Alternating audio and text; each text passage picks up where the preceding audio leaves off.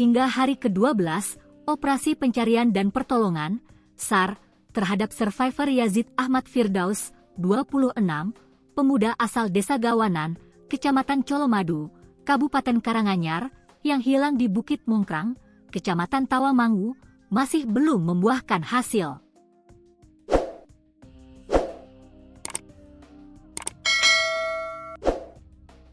Pencarian pada Jumat, 30 Januari 2026, berdasarkan petunjuk keberadaan lalat dan bau kembali berakhir nihil.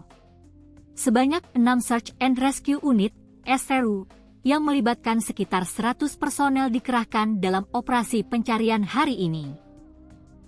Namun hingga pencarian ditutup pada pukul 17 WIB, tidak ditemukan petunjuk baru terkait keberadaan korban.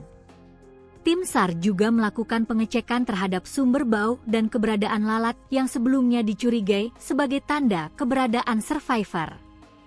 Hasil pengecekan tersebut memastikan bahwa temuan tersebut bukan berasal dari tubuh manusia. Kasubsi Operasi Kantor Pencarian dan Pertolongan Tipe B Surakarta, Basuki, mengatakan medan yang sulit menjadi kendala utama dalam proses pencarian. Cuaca hari ini cerah, namun karena kondisi terjal dan berbukit-bukit, hasilnya masih nihil, kata Basuki, Jumat, 30 Januari 2026. Basuki menjelaskan, tim telah mengecek sumber bau dan lalat yang ditemukan pada Kamis, 29 Januari 2026. Bau yang dicurigai sebelumnya ternyata berasal dari kotoran babi, ungkap dia.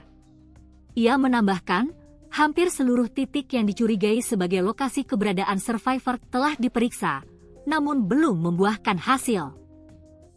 Menurut Basuki, masih terdapat satu titik yang belum dilakukan penyisiran dan akan menjadi fokus pada hari ke-13 pencarian, sekaligus hari terakhir perpanjangan kedua operasi SAR, Sabtu, 31 Januari 2026.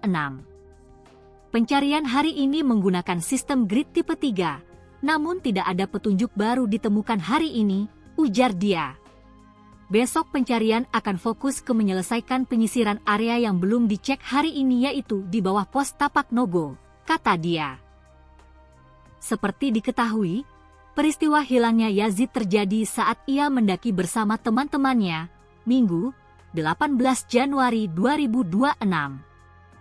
Mereka memulai pendakian pukul 6.30 WIB dan sampai di puncak sekitar pukul 8 waktu Indonesia Barat. Namun, saat turun menuju pos 3, Yazid terpisah dari rombongan. Seluruh teman-temannya berhasil kembali ke base camp, tetapi Yazid belum terlihat. Kejadian ini kemudian dilaporkan kepada petugas SAR.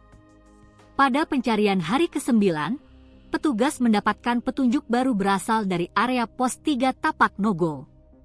Beberapa personel yang terlibat pencarian mencium bau menyengat di lokasi tersebut.